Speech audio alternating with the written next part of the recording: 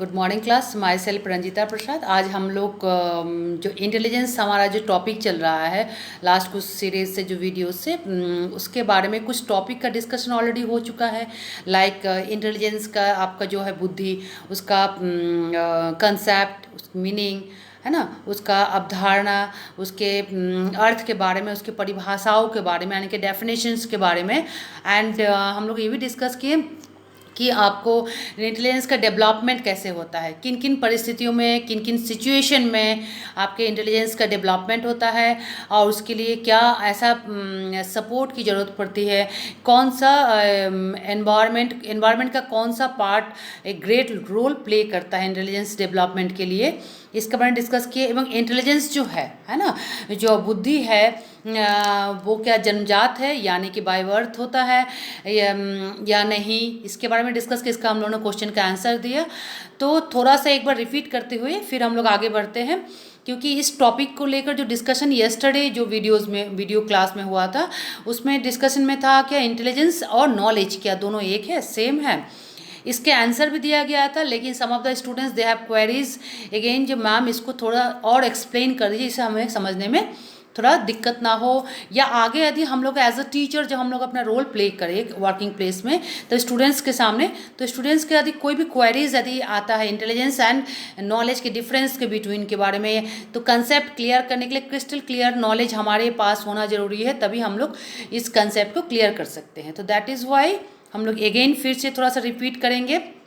तो इंटेलिजेंस जो है आपके बाय बर्थ यानी कि जन्म से ही आपके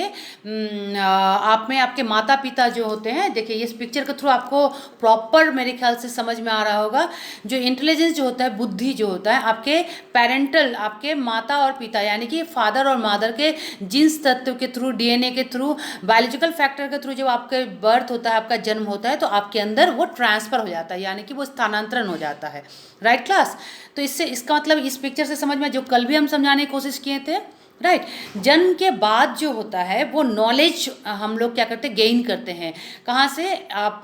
वो काफ़ी सारे सोर्सेस होते हैं, रिसोर्सेस होते हैं, वो इसके बाद हम लोग डिस्कस करेंगे। पहले हम लोग ये समझ ले, जो हमारा इंटेलिजेंस जो है वो माता और पिता यानी कि पेरेंटल जो उनके क्वालिटीज़ होती है, उनके एबिलिटीज़ होती है, उनके जो इंटेलिजेंस जो कैपेबिलिटी होती है, जो गुण होते हैं, एडजेक्टिव होते हैं, वो हमारे अंदर ट्रांसफ़र होकर चले आते हैं। राइट तो इसका मतलब क्या, जन्म से ही हमारे अंदर हम लोग लेकर पैदा होते हैं उस क्वालिटी को, जो माता पिता के बायोलॉजिकल फैक्टर के थ्रू हमारे जन्म होता है, उसी तरीके से उसी टाइम हमारे ये जन्मजात प्रवृत्ति के थ्रू हम लोग लेकर पैदा होते हैं। राइट मेरे ख्याल से ये कंसेप्ट आपके पास क्लियर हो गए होंगे। ठीक है, अब सवाल ये भी आया था जो कल हम डिस्कस किए थे, फिर रिपीट कर रहे हैं, क्या इंटेलिजेंस जो होता है, जो बुद्धि होता है, क्या वो बढ़ता है या कमता है या स्टिल रहता है?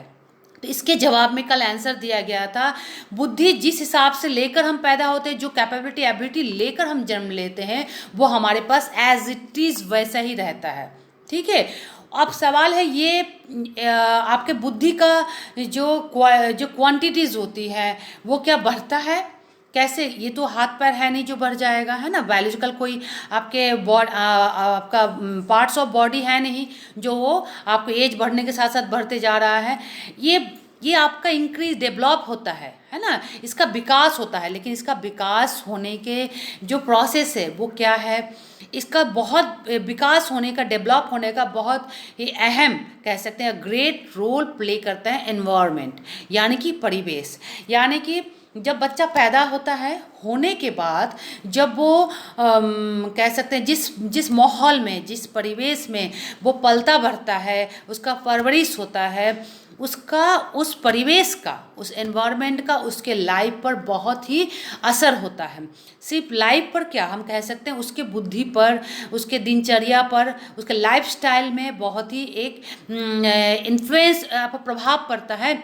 जिसका परिणाम क्या होता है, उसके बिहेवियर, उसके एक्टिविटी के थ्रू उसको प्रेजेंट जब वो करता है, तब उसका बुद्धि के जो एक लिमिट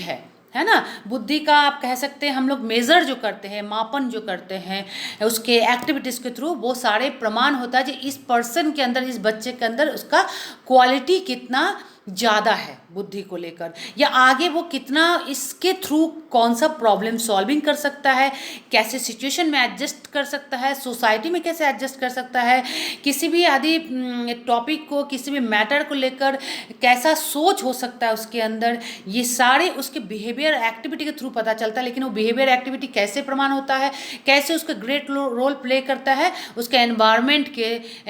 थ्रू, जब उसका लाइफस्टाइल में जो सारी चीज़ें उसके डे बाय डे जो होल्ड होने लगता है, एक एक्सपीरियंस उसके गेन होने लगता है, उसी के थ्रू उसका इंटेलिजेंसी जो होता है, या इंटेलिजेंस पावर जो होता है, जो क्वालिटी एबिलिटी होता है, जो क्षमताएं होते हैं, उसका वो शो होने लगता है। तो हम कह सकते हैं जो हम लोग माता पिता से जो क्वालिटीज़, जो एग्जेक्टिव यानी विशेषताओं को लेकर जो हम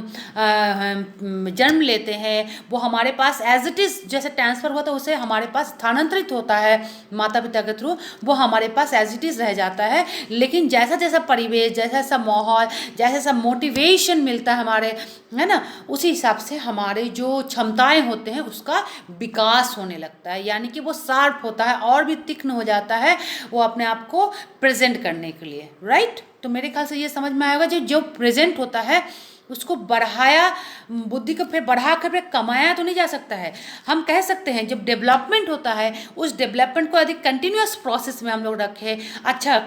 परिवेश, अच्छा माहौल, अच्छा मोटिवेशन, अच्छे पर्सन के पर्सनालिटी का इन्फ्लुएंस जो होता है, उसका प्रभाव, ये यदि डे बाय डे हमेशा उसके साथ यदि इस चीज़ ऐसा घटनाएं होते रहता है, ऐसा प्रभाव पड़ते रहता है, तो कहीं ना कहीं जो स्टील था उससे वो और शार्प की तरफ वो क्या होता है, डेवलप होने लगता है। लेकिन यदि ये मोटिवेशन देना बंद हो जाए या लेना बंद हो जाए, अच्छा परिवेश यानी कि एनवायरनमेंट मिलना बंद हो जाए, एनवायरनमेंट का ग्रेट रोल जो प्ले करता है उसके बिहेवियर को चेंज करने के लिए, थिंकिंग एबिलिटी को चेंज करने के लिए, मोटिवेट करने के लिए, पॉजिटिविटी लाने के लिए, ये सब कुछ यदि बंद कर दिया जाए, तो कहीं ना कहीं वो जैसा था, दैट मीन्स इज उसके माता पिता के थ्रू जो क्वालिटीज एडजेक्टिव और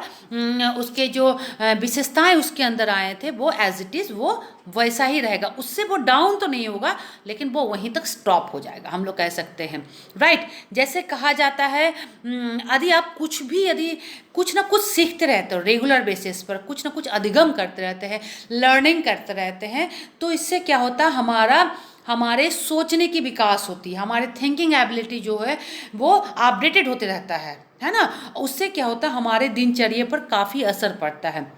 और हम लोग जब सोचना बंद कब करते, जब हमारे लर्निंग करने की जो हैबिट है, जो अभ्यास है, उसको यदि हम लोग छोड़ देते हैं, उसको हम लोग अपने एक्टिविटी में नहीं लाते हैं, दिनचर्या में नहीं लाते हैं, तो कहीं ना कहीं कहते हैं हमारा फिजिकल ग्रोथ तो होता है, यानी कि एज हो रहा है, एज के साथ साथ आपका बॉडी, आपका फिजिकल ग्रोथ हो रहा है, बॉडी का विकास हो रहा है, आप हेल्दी हो रहे हो, आपका वेट हो रहा है, आप हाइट हो रहा है आपका, लेकिन आपका दिमाग जो होता है, आपके जो कह सकते हैं कहीं ना कहीं आपके जो एबिलिटीज़ होती है, थिंकिंग या प्रॉब्लम सॉल्विंग या प्रेजेंटेशन, ये कहीं ना कहीं स्टॉप हो जाता है, और वो डे बाय डे आकर वहीं पर आकर ख़त्म हो जाता है जहाँ से उसका शुरुआत हुआ था। तो हम लोग कहते हैं ना, कभी कभी हम लोग रास्ते में जाते हैं, तो हम लोग लॉन्ग ड्राइव कर रहे हैं या ड्राइव कर रहे हैं, यदि सही रास्ते पर जाते हैं तो हम लोग अपने मंजिल तक पहुंच जाते हैं, है ना। और उस जर्नी के दौरान हम लोग बहुत कुछ सीखते हैं, बहुत कुछ समझते हैं, बहुत सारे लोकेलिटी को हम लोग क्रॉस करते हुए जाते हैं, तो वहाँ के एनवायरनमेंट को भी हम लोग देखते रहते हैं, वहाँ का परिवेश कैसा है। लेकिन यदि हम लोग यू टर्न बार बार यू टर्न लेते हैं जहाँ से स्टार्ट किए, तो हमारा लैंग्वेज क्या होता है, जहाँ से शुरू किए फिर आके वहीं पहुँच गए। हम जहाँ से शुरू किए थे आगे जाने के लिए, लेकिन हम रास्ता भटक गए और आके हम वहीं पहुँच गए। इस तरह का एक लैंग्वेज प्रभाव हम लोग बोलते हैं ना, जहाँ से शुरुआत किया था फिर वहीं आकर पहुँच गए। तो ये तब होता है जब अधिगम यानी कि लर्निंग करना हम छोड़ देते हैं, हमारे हैबिट में जो एक्टिविटीज़ डेली हमारा जो एक्सरसाइज होता है, वो एक्सरसाइज करना यदि हम लोग प्रैक्टिस करना छोड़ देते हैं, तो कहीं ना कहीं जैसा हमारे पास जो जन्म के साथ जो बुद्धि को लेकर हम पैदा होते हैं, हमारा बुद्धि वहीं पर स्टील रह जाता है। तो मेरे ख्याल से कंसेप्ट क्लियर हो गया। जो बुद्धि जन्मजात प्रवृत्ति है, जन्म से ही हम लोग लेके पैदा होते हैं, अपने माता पिता के जो एडजेक्टिव क्वालिटीज़ होती है उसको लेकर पैदा होते हैं। एक बात और क्लियर कर दें, जिस खानदान से हम बिलोंग करते हैं, सपोज दैट आपके मम्मी जब शादी होकर आपके पापा के साथ जब आपके ग्रैंड पेरेंट्स के घर जब आ गई, तो क्या होता है, जब आपका बेबी, आपका जब बर्थ हुआ, तो आपके अंदर आपके कहते हैं ना इसके वंशज के यानी कि खानदान के इसके सारे क्वालिटीज़ इसके अंदर है, लेकिन सिर्फ उसके जो वंशज यानी कि पेरेंट्स के जो आपके जो ग्रैंड पेरेंट है, सिर्फ उनकी क्वालिटीज़ आपके अंदर नहीं आती है, उसके साथ साथ आपके मदर के जो फैमिली है उनके क्वालिटीज़ भी आपके अंदर आती है। कैसे? आपके मदर के जो मदर है ना, आपके मदर के जो फादर हैं, उन दोनों के क्वालिटी आपके अंदर आए हैं। आपके मदर के जो आपके जो नानी माँ है या नाना जी है, उनके क्वालिटी आपके मम्मी के अंदर आए हैं, ट्रांसफ़र हुए हैं, आपके मम्मी से आपके पास ट्रांसफ़र हुए हैं, और आपसे क्या हुआ है, आपका जो आपके मम्मी के थ्रू, पापा के थ्रू, बायोलॉजिकल फैक्टर के थ्रू जब आपका बर्थ हुआ है, तो आपके अंदर क्या दोनों फैमिलीज़ के जो डीएनए के थ्रू, आपके हेरिडिटी के थ्रू वो क्वालिटीज़ आपके अंदर ट्रांसफ़र हुए हैं। तो हम कह सकते हैं इंटेलिजेंस जो पावर, आप सपोज दैट बहुत इंटेलिजेंस हो, आपके अंदर कैपेबिलिटी, कैपेसिटी है ना, ये बहुत ही तीक्ष्ण है, बहुत ही एक्सेलेंट है। तो एक्सेलेंट का श्रेय, एक्सलेंट का जो आपका कह सकते हैं ग्रेडिंग, जो हम लोग कहते हैं रेटिंग करते हैं, वो सिर्फ और सिर्फ आपके पेरेंटल में आपके फादर, आपका ग्रैंड पेरेंट्स के सिर्फ क्वालिटीज़ के लिए नहीं जाएगा एक्सेलेंट, वो एक्सेलेंसी आपके मदर के फैमिली के थ्रू, आपके मदर के क्वालिटीज़ के थ्रू भी आपके अंदर आए हैं। तो दोनों के फैमिली का ही क्वालिटी आपके अंदर, वो आपके बुद्धि के स्वरूप आपके अंदर विद्यमान होता है, आपके अंदर स्टेबल होता है, और वो क्या होता है, जब आप परफॉर्मेंस करते हैं तो आपके अंदर वो शो करता है। तो हम लोग क्या कहते हैं, एक प्रभाव कहते हैं जिसके जो फैमिली बैकग्राउंड है वो कहीं ना कहीं बहुत ही अच्छा रहा है ना। इसके पेरेंटल, इसके ग्रैंड पेरेंट, इसके नाना नानी या मम्मी का, पापा का, सभी का एक बहुत ग्रेट रोल प्ले इसके अंदर, मतलब इस क्वालिटीज़ एग्जेक्टिव है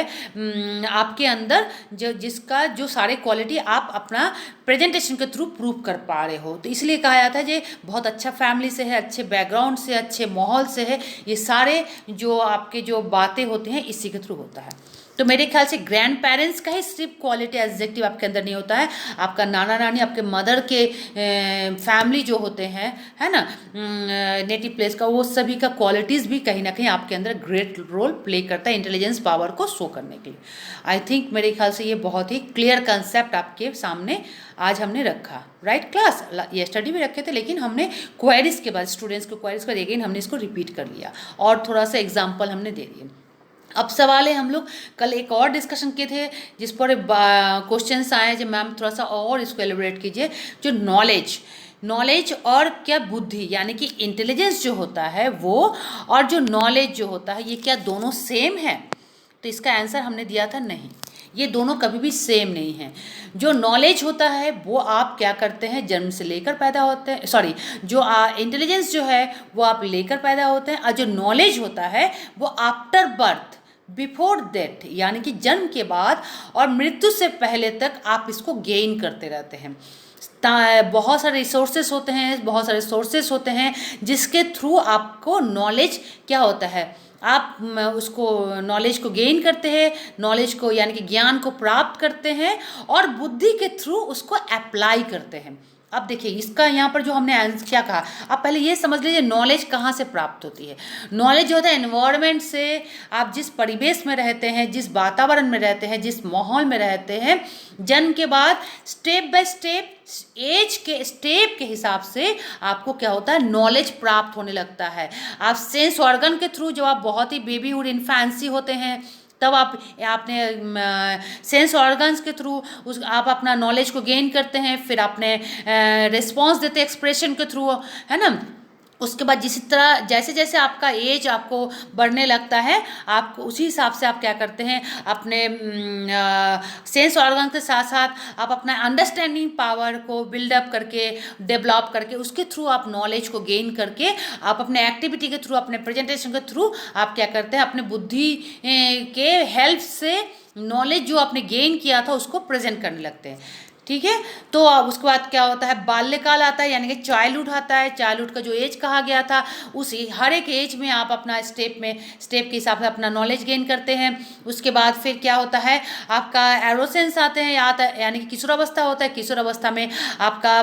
जो विकास होता है, जो नॉलेज गेन करते हैं, तब तक आपका बुद्धि का कह सकते हैं हम लोग नॉलेज का 75% से लेकर 25% रेस्ट ऑफ द एडोलेसेंस में, यानी कि 100% आपका विकास हो जाता है। और उसी जो नॉलेज को आपने गेन किया है बुद्धि के थ्रू, उसको मैच्योरिटी लेवल तक आप मृत्यु से पहले तक अप्लाई करते रहते हैं और अपने पॉजिटिव और नेगेटिव अपने बिहेवियर को शो करते रहते हैं। Right class. तो इसमें क्या हुआ, नॉलेज जो है कहाँ कहाँ से क्या रिसोर्सेस हैं इसके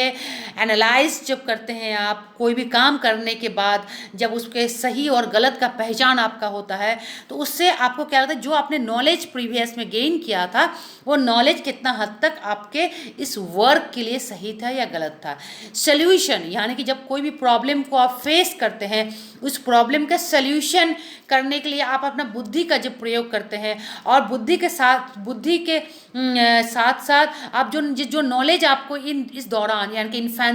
इन्फेंसी से लेकर आपने चाइल्डहुड से लेकर एडोलेसेंस से लेकर, यानी कि शैशव अवस्था से लेकर बाल्यावस्था से लेकर किशोरावस्था से लेकर जो आपने नॉलेज गेन किया था, उस नॉलेज के थ्रू और आपके बुद्धि जो आपके पास है, जो situation as per the environment के असर से आपका जो डेवलपमेंट हुआ था, उस बुद्धि और इस नॉलेज को प्लस करके जो आपके जीवन में, आपके लाइफ में जो प्रॉब्लम आया था, उसको जब सल्यूशन करते हैं, तो उस सॉल्यूशन से क्या होता है, आपका जो बुद्धि का कहीं ना कहीं कहते हैं हम क्रिएटिविटी उसके अंदर आने लगते हैं, और कहीं ना शार्प होने लगता है, और सॉल्यूशन बेस्ट आप देने लगते हैं। लेकिन यदि आप सही से नॉलेज गेन नहीं किए हैं और आपका बुद्धि का भी डेवलपमेंट सही तरीक़ा से नहीं हो पाया है, तो कहीं ना कहीं सॉल्यूशन जो है वो बेटर सॉल्यूशन आपको नहीं मिल पाएगा। यानी कि नॉलेज कहाँ कहाँ से आते हैं, एनालाइज, सॉल्यूशन, एजुकेशन। जो येस्टरडे हमने कहा था, एजुकेशन से बिल्कुल बहुत ग्रेट रोल प्ले करता है। लेकिन एजुकेशन का मतलब ये नहीं सिर्फ फॉर्मल या एकेडमिक कोर्स के थ्रू ही आप, या किसी इंस्टीट्यूट के थ्रू जब आपको नॉलेज मिले, एजुकेशन मिले, तभी आप उस नॉलेज को कहीं अप्लाई कर सकते हैं। नो, आप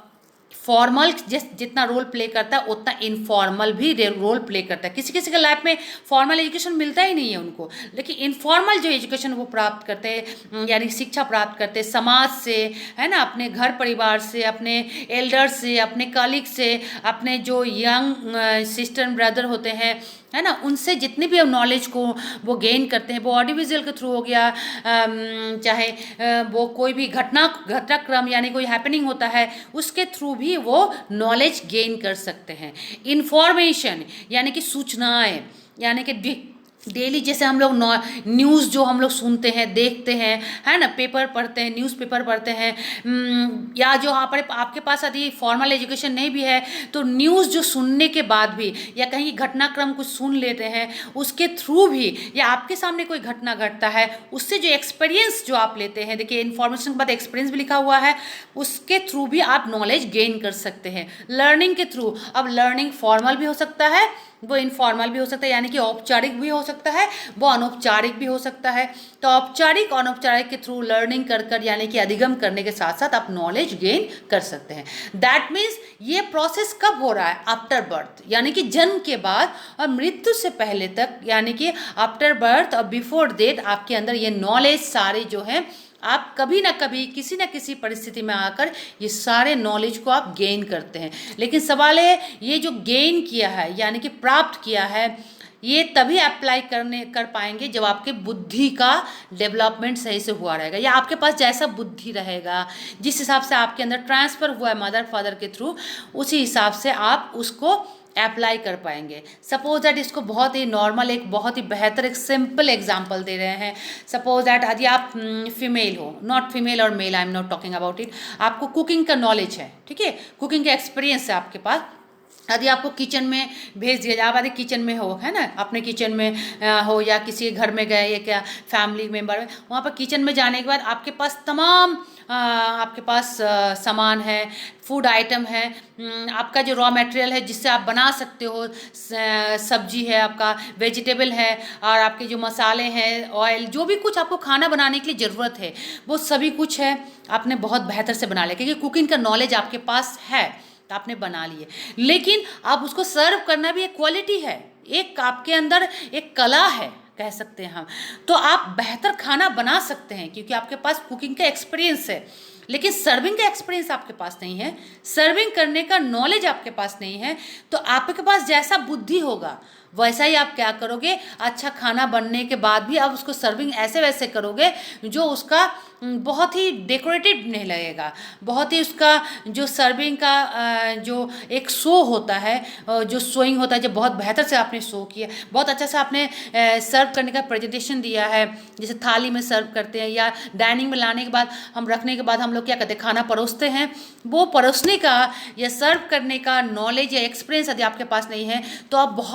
आप बहुत ही पजल हो जाएंगे, जो इसको कहाँ पर कैसे मैं सर्व करूँ, कहाँ पर मैं रोटी या चावल या जो भी what ever you have already make, आपने जो भी कुछ बना कर रखा है बहुत बेहतर से, उसको सर्विंग का क्वालिटी भी आपके अंदर तभी होगा जब उसका एक्सपीरियंस या नॉलेज होगा। लेकिन नॉलेज होने के बावजूद आपके पास जैसा बुद्धि होगा बस ही आप उसको सर्व कर पाएंगे। सपोज दैट आपको बहुत अच्छा क्लासरूम में एक टीचर, क्लासरूम के लिए एक ही टीचर होते हैं, हर सब्जेक्ट के अलग होते हैं, लेकिन जब कोई भी सब्जेक्ट को पढ़ाने के लिए टीचर आते हैं तो एक ही टीचर जाते हैं। सपोज आपको हिस्ट्री पढ़ाया जा रहा है, हिस्ट्री टीचर एक ही रहेंगे आपके क्लास में एक ड्यूरेशन ऑफ टाइम के लिए, लेकिन स्टूडेंट्स मिनिमम 20 या 25 या 30 वट एवर द उसे क्लास में है। तो टीचर्स आपका नॉलेज सर्विंग करने के लिए टीचर एक ही है, नॉलेज देने के लिए, लेकिन सवाल है उस नॉलेज को होल्ड सभी लोग एक बराबर नहीं कर पाते हैं। आपके पास जितना आईक्यू लेवल है उसी हिसाब से आप लर्न करते हैं, लर्न करने के बाद होल्ड करते हैं, होल्ड करने के बाद आपको कॉन्शियसनेस, सब कॉन्शियसनेस अनकॉन्शियस में जाके स्टे होकर रखता है। जब आप उसको रिकॉल करते हैं, जब आपको पूछा जाता है, ओरल एग्जाम होता है या ओरली कोई पूछता है या आपको प्रेजेंटेशन देना होता है कहीं पर, तो आप रिकॉल जितना कर पाएंगे, जितना आपका होल्डिंग एबिलिटी है, आपके intelligence as per the intelligence power, intelligence capability के हिसाब से, उसी हिसाब से आप उसको रिकॉल कर पाएंगे और रिकॉल करने के बाद उसको प्रेजेंटेशन दे पाएंगे, क्योंकि आपने तो लर्न ही किया है उतना ही जितना आपके पास बुद्धि है। आपके पास नॉलेज ढेरों दिया जा रहा है, तमाम नॉलेज दिया जा रहा है, सारे सब्जेक्ट के टीचर आके अच्छा क्वालिफाइड टीचर आके, एक्सपीरियंस होल्डर टीचर आके, way of method, way of talking, way of teaching उनका उम्दा है, लेकिन वो जब पढ़ा रहे हैं तो आप उतना होल्ड नहीं कर पा रहे हैं। क्यों? वजह है आपका होल्डिंग पावर, जो होल्ड करने वाला जो बुद्धि होता है, जो इंटेलिजेंस है, वो उतना ही लिमिट है। लिमिट होने की वजह से लर्निंग आपका बहुत बेहतर से नहीं हो पा रहा है, लर्निंग बहुत अच्छा से नहीं होने की वजह से होल्डिंग नहीं हो पा रहा है। होल्डिंग यानी कि धारण करना, धारण सही से नहीं हो पा रहा है, यानी कि अधिगम सही से नहीं हो रहा है, इससे धारण नहीं हो पा रहा है। धारण ना होने की वजह से जब रिकॉल यानी कि पुनः जागृत करते हैं तो उसको सही से पुनः जागृत पूरी तरीके से नहीं कर पाते हैं, नहीं करने के बाद वजह से रिकॉग्नाइज नहीं कर पाते, यानी उसको पहचान नहीं कर पाते जो हम क्या जो पढ़े थे उसी को सही से हम पूरी तरीके से वापस ला पा रहे हैं कि नहीं रिकॉल के थ्रू, फिर इसको प्रेजेंट नहीं कर पाते, तो उसको तमाम बातें आपको टीचर से डांट खाना पड़ता है। जो हमने तो पढ़ाया था तुमको सही से,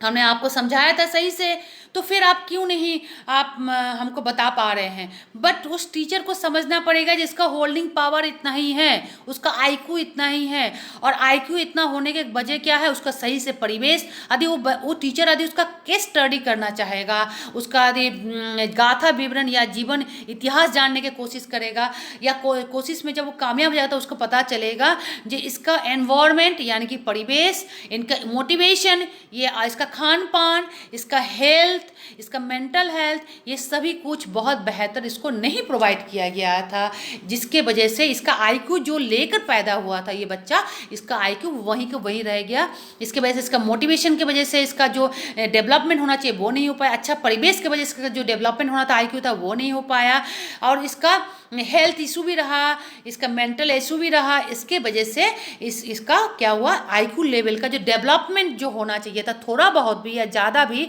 वो नहीं हो पाया, जिसके वजह से क्या हुआ, इसका जो नॉलेज जो है वो लर्निंग नहीं हो पा रहा, ऑब्जर्वेशन नहीं हो पा रहा, निरीक्षण नहीं हो पा रहा है, लर्निंग नहीं हो पा रहा है, अधिगम नहीं हो पा रहा है, होल्डिंग नहीं हो पा रहा है। इसके वजह से इसका रिकॉल, रिकॉग्नाइज और प्रेजेंटेशन नहीं हो पा रहा है। दैट मीन्स यह होल सोल मैटर नॉलेज का डिपेंड करता है किस पर, इंटेलिजेंसी पर। Right class? तो इंटेलिजेंसी जो है वो डेवलप किया जा सकता है, लेकिन बाकायदा जब आपको वैसा माहौल मिले, वैसा मोटिवेशन मिले, तभी आपका ये पावर इंक्रीज हो सकता है। Right class? तो मेरे ख्याल से इंटेलिजेंस समझ में आ गया। आपके ट्रांसफर ऑफ इंटेलिजेंस कहाँ से होता है वो समझ में आ गया, नॉलेज कहाँ से, इसका सोर्सेस क्या क्या है ये समझ में आ गया मेरे ख्याल से। और इंटेलिजेंस और जो आपका नॉलेज है वो कभी भी एक नहीं है, दोनों बिल्कुल ही अलग हैं। और नॉलेज अप्लाई तभी कर सकते हैं जब आपका आईक्यू लेवल, आपका कैपेसिटी एबिलिटी आपके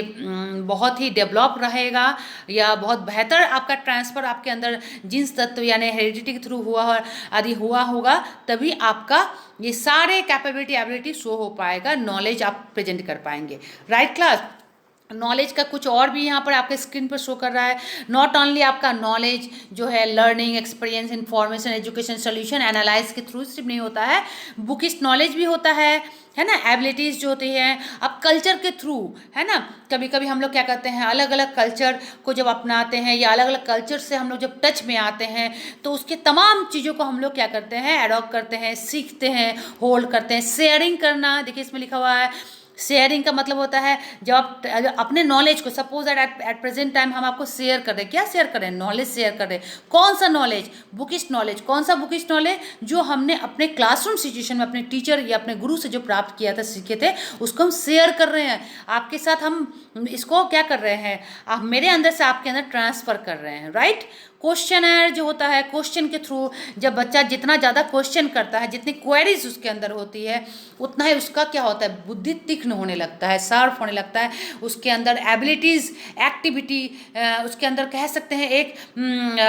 कहीं ना कहीं बहुत ज़्यादा एनर्जेटिक पावर उसके अंदर डेवलप होने लगता है। इसलिए तो टीचर कहते हैं, जब पढ़ा लेती हैं टीचर तब बोलते हैं please ask me what ever you have, कोई क्वेरीज यदि आपके अंदर है तो आप पूछिए, आप बिल्कुल पूछिए, बार बार उसको फोर्स करती है। उनको पता होता है जब बच्चा यदि बार बार यदि फोर्स करेंगे तो बच्चा पूछेगा मुझसे। पूछने का मतलब है वो जरूर से कंटेंट, जिस बच्चे ने कंटेंट को सही से पढ़ा है, सुना है, समझा है, धारण किया है, वही बच्चा क्वेश्चन कर सकता है। अदरवाइज जो बच्चे कुछ ना सुनते हैं सही से, ना समझते, ना धारण क्षमता है उसके अंदर, जो होल्डिंग पावर नहीं है, कैपेबिलिटी नहीं है, वो अपने आप को डेवलप नहीं करना चाहता है, वो कभी क्वेश्चन करेगा ही नहीं, क्योंकि उसके अंदर उसके अंदर कोई चाहत ही नहीं है सीखने की, है ना।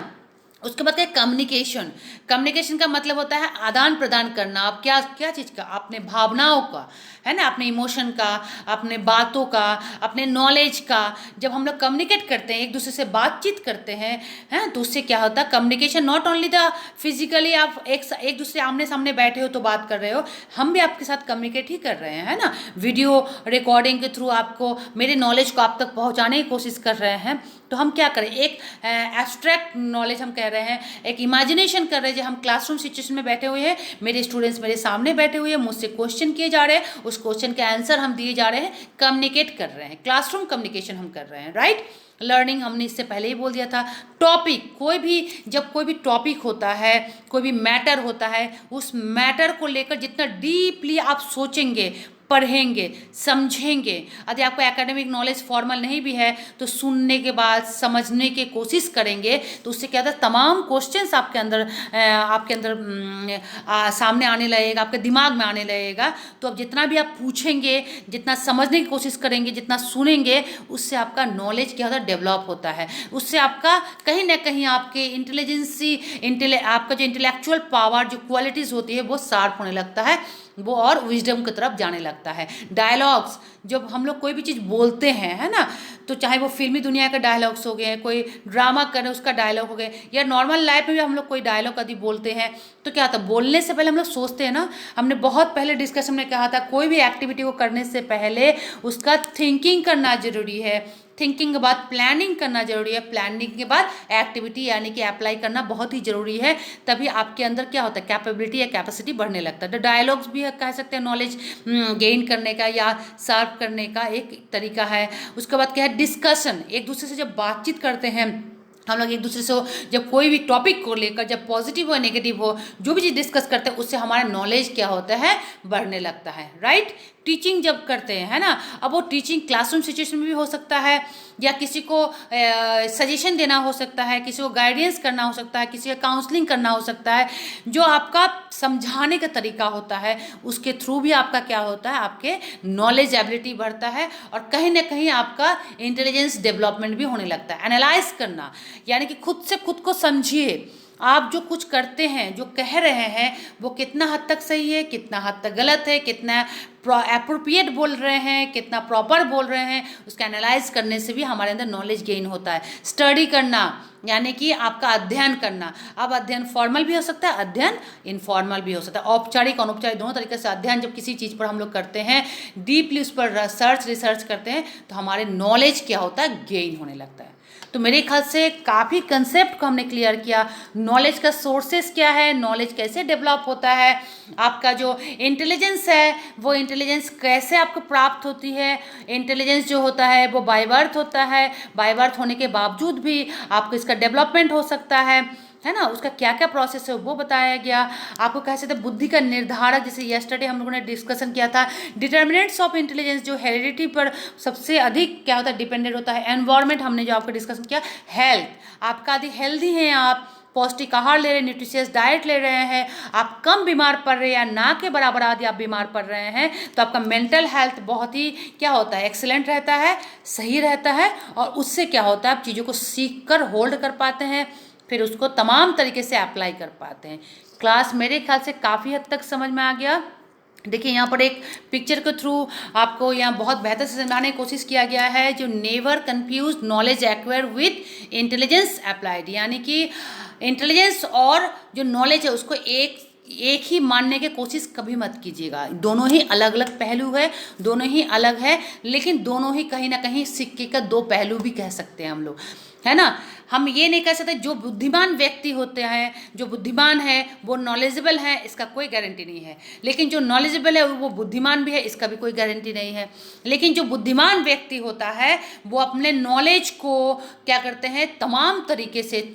थोड़ा भी कम भी यदि नॉलेज मिलता है उसको अलग अलग तरीके से वो क्या कर सकता है, उसको अप्लाई कर सकता है और प्रॉब्लम सॉल्व कर सकता है। ठीक है, एक बुद्धिमान व्यक्ति अपने क्रिएटिविटी को शो करके, एक बुद्धिमान व्यक्ति पर्सन अपने नॉलेज को तमाम तरीकों से क्या कर सकता है, अप्लाई कर कर वो एडजस्ट भी कर सकता है, सोसाइटी में हो, फैमिली में हो, अपने लाइफ में भी हो या खुद से भी हो। और एक बुद्धिमान व्यक्ति वो क्या कर सकता है, अपने बुद्धि से अपने जितने भी प्रॉब्लम्स लाइफ में आते हैं उसको सल्यूशन अलग अलग तरीके से खुद के लिए भी करता है और वो सोसाइटी के लिए एक मैसेज भी